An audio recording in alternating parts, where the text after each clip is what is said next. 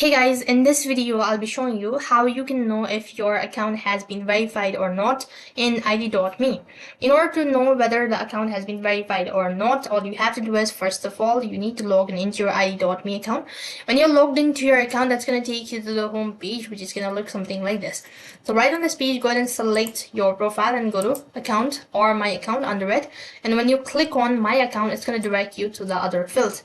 So in order to check whether the account has been verified or not, make sure that you've already submitted your documents by going to manage IDs, and when you go ahead and tap on manage ID here, you should be able to see active ID if your account has been completely verified. In my case, my account has not been verified, so I can see inactive IDs.